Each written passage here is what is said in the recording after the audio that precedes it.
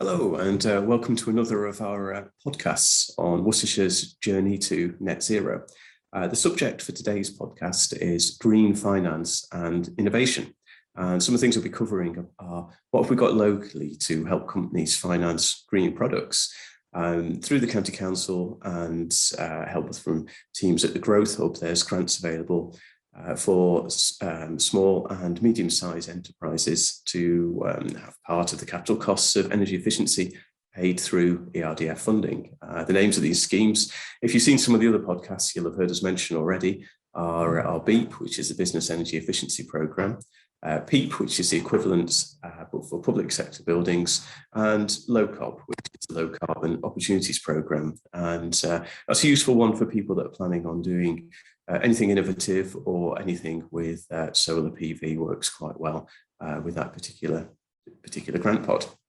At the moment, there is something called the Industrial Energy Transformation Fund, and that's going to provide help to larger businesses. And it's going to cover areas such as feasibility, efficiency, and something they're terming deep decarbonisation, which is around some pretty systemic and fundamental changes around fuel types used in particular industries.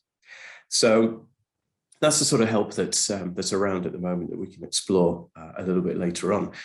But some things that have been certainly coming to the top of the agenda recently are the rising energy prices, and improving energy efficiency and switching to low carbon generation are two ways which you can help reduce the increasing financial burden of energy on your business. And when we're looking at things like costings and paybacks, as energy prices increase, the cost of these schemes means that they show a much better and shorter simple payback time.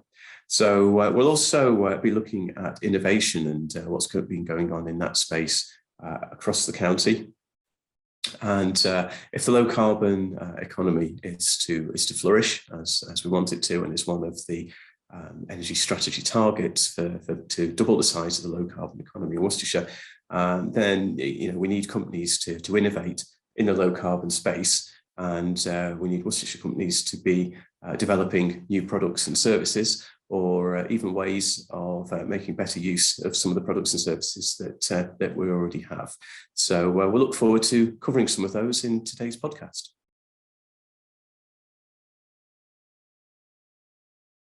Welcome to another of our COP26 themed podcasts. I'm Alex Pearson, and if you've seen any of our previous podcasts, you'll know that I'm interviewing various people looking at Worcestershire's journey towards net zero and issues surrounding sustainability, energy, and net zero in general. Today, I'm joined by Ewan Bent from the Clean Tech Business Group. And well, I'll let you introduce yourself. It's probably the best thing, Ewan, and tell us a little bit about what you do and your business as well. Over to you. Thanks, Alex. Yes, my name's Ewan Bent, Clean Tech Business Group. We work in clean technology and clean energy and net zero carbon on two fronts, really. One is helping new businesses launch their products and services into the low carbon market. And the second strand is helping existing businesses understand what net zero is, how it can impact them, and how they can benefit from the low carbon economy and the move towards net zero. Fantastic. And I suppose really, the first question, I suppose, is, why, what's the advantage for a business to start looking at their carbon footprint and engaging in net zero, really? Okay, well, there's not just one advantage, there are many. First and most overarching is there's no escape from net zero. The UK is legally obliged to achieve the net zero 2050 target. And the closer we get to it, the more legislation is going to drive businesses and householders and individuals towards that aim. But the advantage of a business engaging early is that they're in control of that process. Rather than waiting for the legislation stick to beat them to do it, they can take control of that. So the advantages are numerous. So there are sticks and carrots. The carrots are the increasing demand specifically for low carbon and sustainable goods and services, that demand coming from both consumers and from businesses. So there's a growing market segment which is specifically seeking out low carbon goods and services. So businesses that engage early are getting the competitive advantage. They're able to enter that market and serve that growing demand. It makes businesses more competitive, and increasingly businesses which don't engage in net zero now will be the ones that get left behind. There's no future for those businesses going forward over the next decade or 2 decades. The second advantage of engaging in net zero now are that businesses which are clean and green have lower costs. Now, cost is a consideration for every business, whether it's staff, whether it's materials, whether it's energy. So cutting carbon is simply a process of cutting out waste and not being wasteful. So reducing carbon emission from business, we reduce our costs. So we reduce the energy that we use and the cost of the energy that we use. We reduce the waste that goes out of the back end of the business.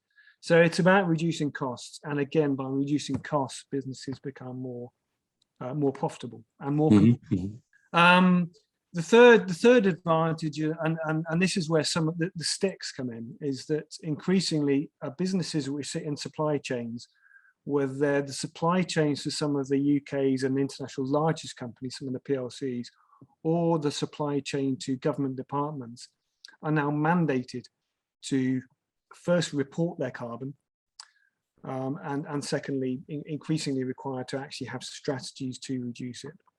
So last month, for example, a new regulation came in that required any business tendering for a public sector contract above a certain threshold to have carbon reporting, and that's now mandatory for a bidding company to have in place carbon reporting.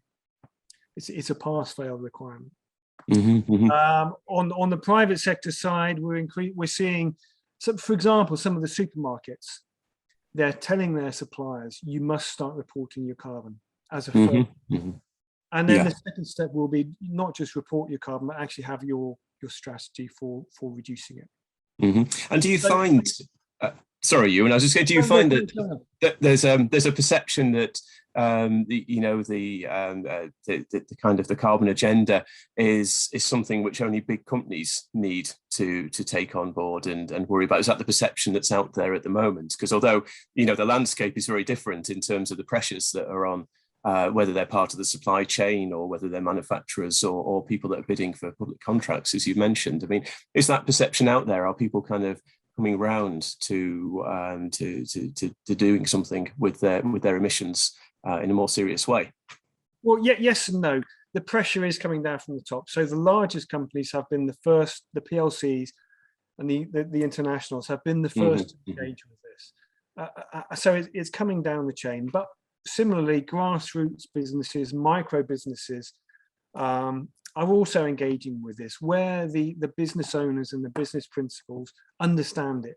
They understand the carbon, the climate imperative, but they also understand that there's an advantage here in doing so. So yes, it's coming down from the top on the whole, but that's not to say that there aren't small businesses really engaging with this. And this is where a lot of the innovation comes in, the entrepreneurism comes in, people identifying here is a new market, here's new demand for this type of product and service. Let's launch a business, let's grow a business into that market. So yes, it's but I think the perception is, you're right. So to some extent, the perception is for some of our SMEs, it's a distraction. Still, the perception is that going green, and I don't like the word going green, but being green business cost. They're not.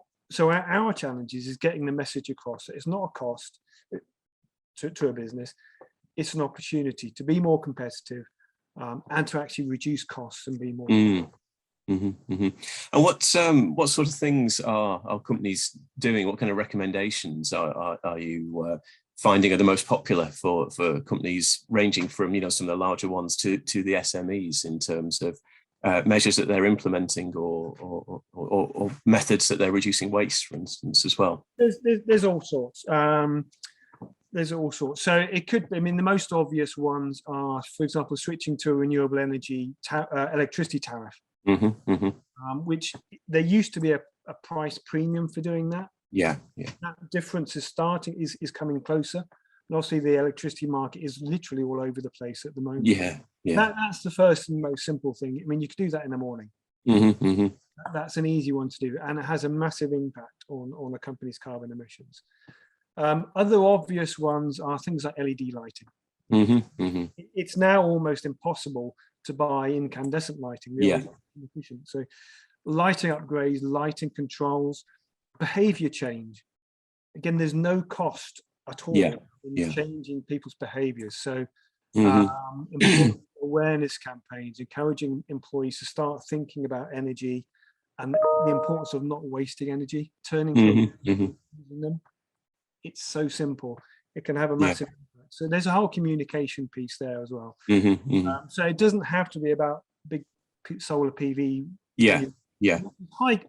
Initially high cost, but there is a payback for that. So lighting, behavior change, insulation upgrades, simply machine upgrades. Old machinery, inefficient heating or cooling machinery. I think the machinery one is it's a very interesting one, because when I think people have a certain picture in their mind when they're talking about carbon reduction of the business, and you've sort of mentioned already, it might be the solar panels or it might be the insulation, but there's a lot of savings to be had, as you say, with machinery upgrades as well, and compressors are always a good one, aren't they, which people may not think about as carbon saving technology, but they use an awful lot of energy. Yeah, and the way machines are controlled, the way motors, pumps, compressors are controlled. So it may not be replacing the item, it may be improving the way it's controlled. So it might be on variable load, it might not be on off or running all the time. So it's things like that which have very quick payback, very low capital cost. Are there still tax allowances for those sort of investments in machinery? Absolutely. Super deductions, enhanced capital allowances, all that kind of stuff. There is a new, or it's not a new scheme, there's a scheme now called the Industrial Energy Transformation Fund, which is a BEIS grant fund, which can fund fuel switching, low energy or energy saving investments in a business as a grant. So there are lots of incentives, financial incentives to do this, and what those financial incentives to do, they reduce the payback period. That's what they do. And in Worcestershire, there are programs where people can, specialist advisors can come and help businesses understand what changes they can make and how to fund them. And there's really blessed with support. Yes, I think that's one of the key things, isn't it? I mean, for me personally, the two takeaways really are that there's behavioural changes that can very low capital outlay, but also that you need somebody to kind of own the energy, if you like, and someone to take on in a fairly senior role to make sure that there's buy-in, and that when kind of I've seen it in the past where someone like a facilities manager has had that role and then moved on, and things have not been maintained, control systems have just been left, the settings wander when there's daylight saving, and a lot of those easy wins are sort of lost over time as well. So those angles are quite important, and the help there that you mentioned as well. I think you're involved in one particular scheme with the Growth Hub. Is that right, Ewan? Yeah.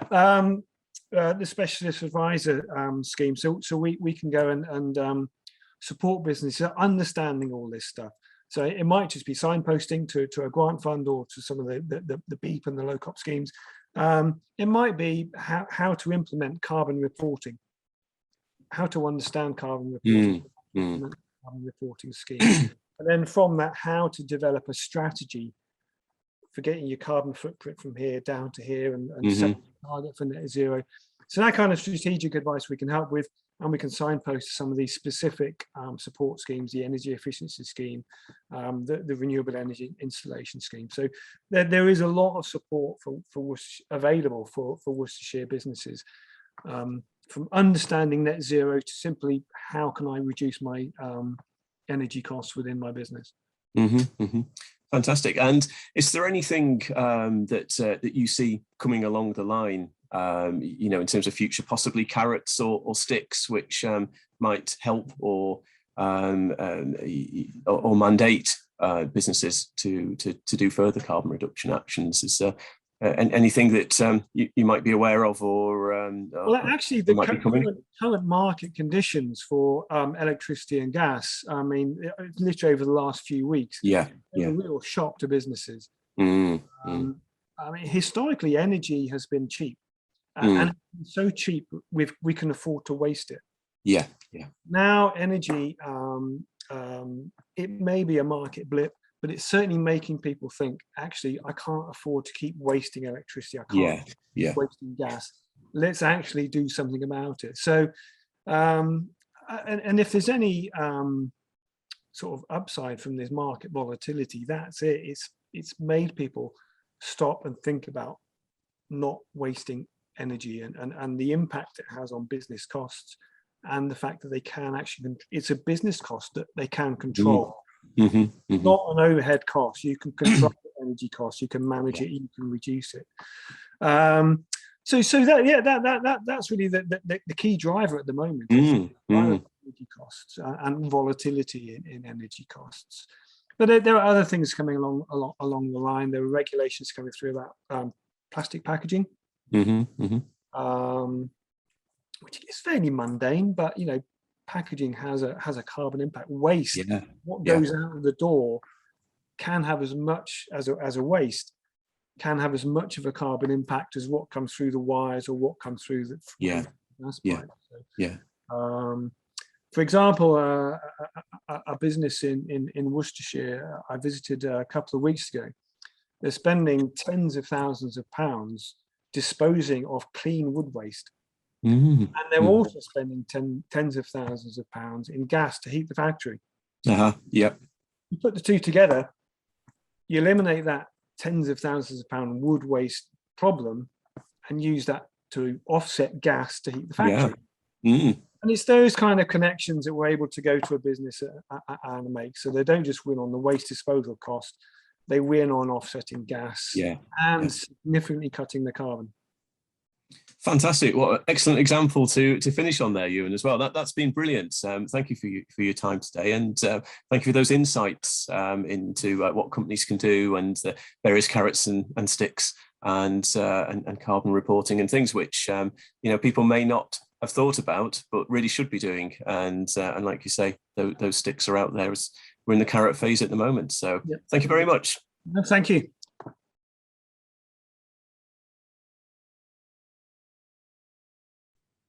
Hello, I'm joined now by Paddy Fawcett from Invizio Design, and we're going to discuss where the new innovations in low carbon are going to come from to help us on our journey to net zero in Worcestershire over the coming years. And very pertinent at the moment with discussions around energy prices and the whole COP26 agenda. But before we get onto that, I'll introduce Paddy Fawcett. Paddy, would you like to say a few words about your company and your role within the company?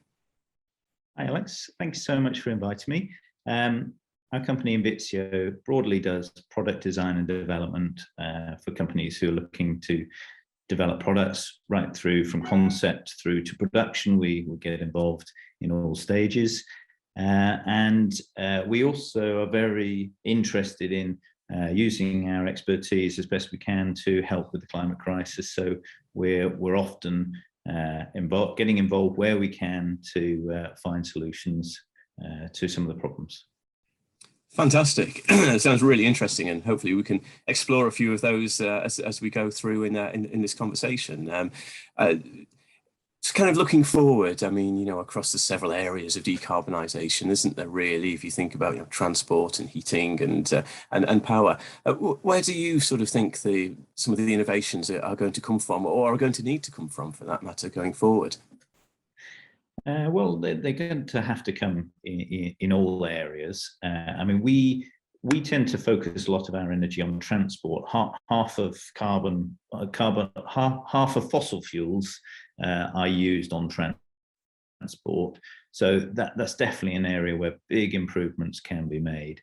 But energy generation is another major area. I mean, particularly as things like electric vehicles are very dependent on energy anyway. So it's no good making an energy dependent a fossil-free vehicle if the energy is coming from fossil fuels anyway from the grid. So all areas, but those are the two areas that we tend to focus on. Yeah, oh, that's fantastic. So really a lot of the focus on things like electric vehicles, assuming the electricity comes from a low carbon source, has really been around kind of battery size and power and charging. Do you think there are other ways to improve the efficiency of electric vehicles other than just trying to chase bigger and better all the time?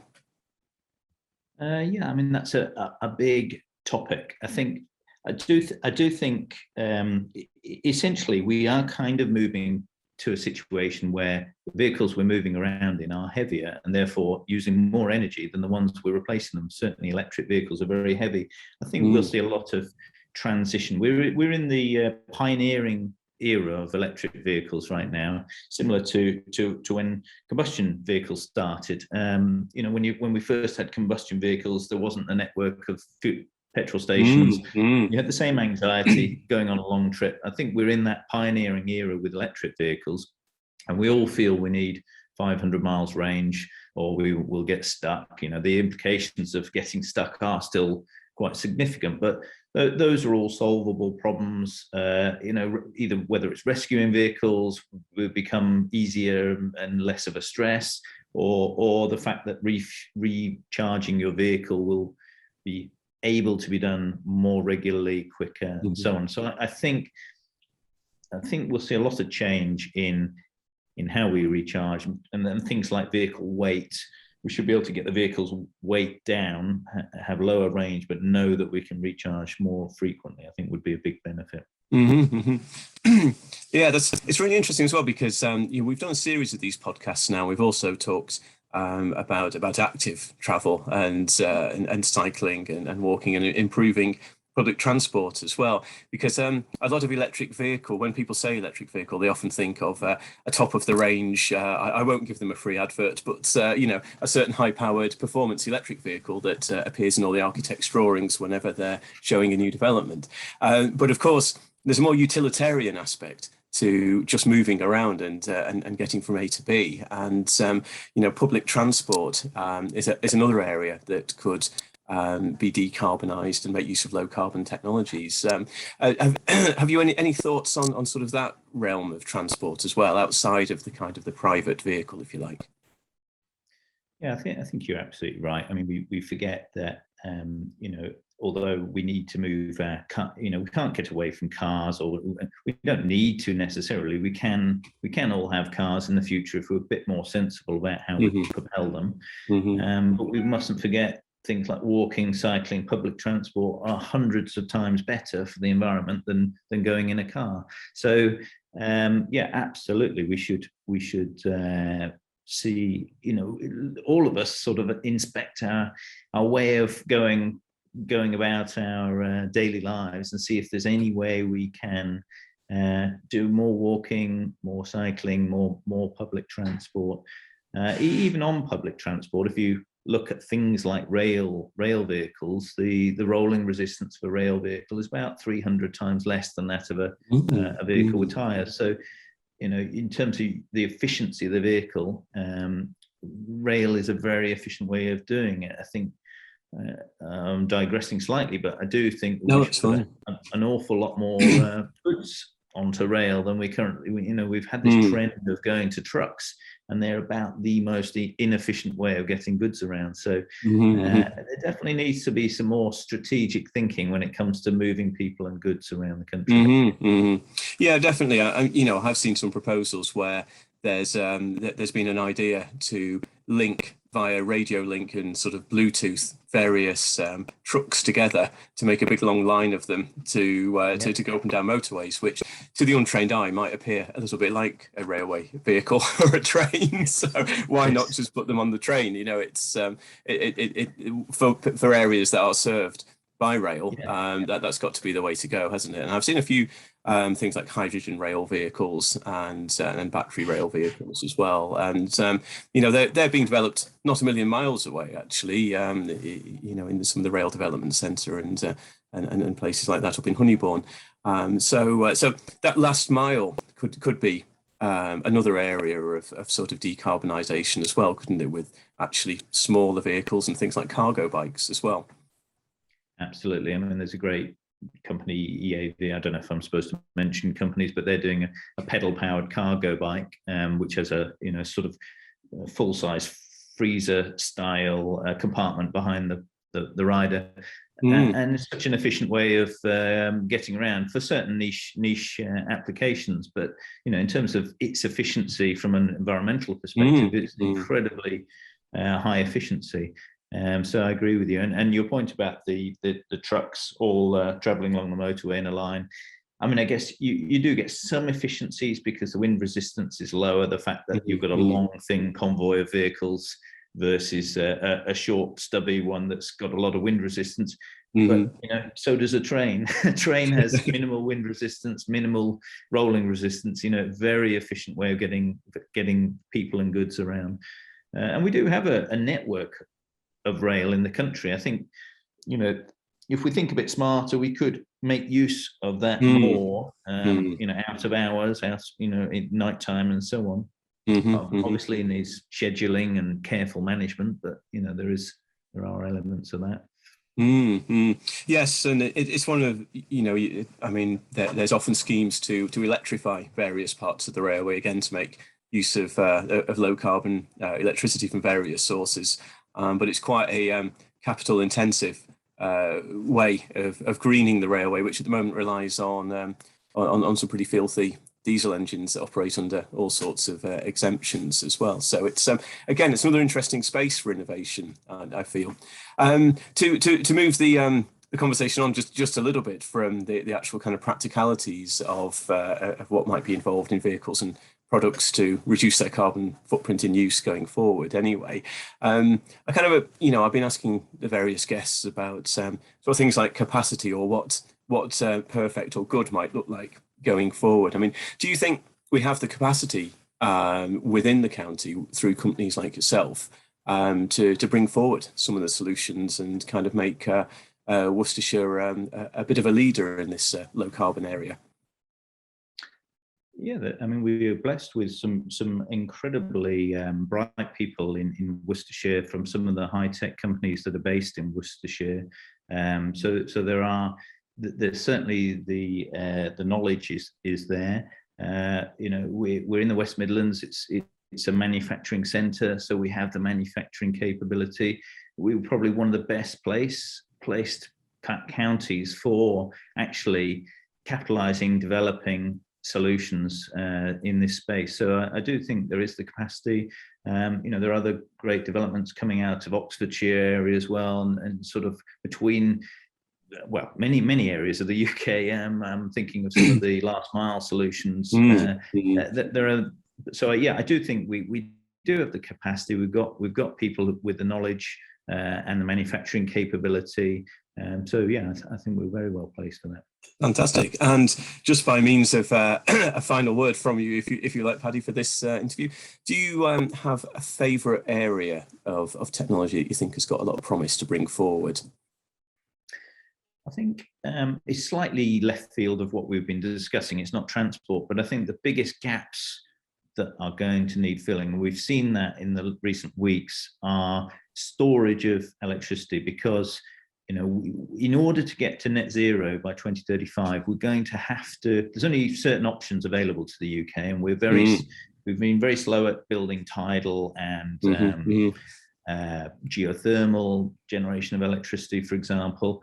The only renewable, or the best renewable option available, solar is not ideal for the UK, but wind is great. But as we've seen in the last few months, when the wind stops, what do you then backfill with? We're having to try and use gas, and therefore we're seeing these, big spikes in prices. I know there are other reasons for that as well, but being able to manage these peaks and troughs in the generation of renewable energy in the UK is going to be a major challenge in the next 20 years or so. So I think we've got to see some better solutions. And I think there are some fantastic solutions out there. We just need to start investing in them. Yeah, yes, definitely, and hopefully there might be some Worcestershire companies just on the brink of something, and that would be absolutely fantastic. Well, that's been great. Thank you for your time, Paddy, and look forward to talking to you again very soon, and keeping tabs on all the latest developments and what's coming forward in the kind of low carbon innovation space. Thank you very much. It's been a pleasure. Thank you, Alex.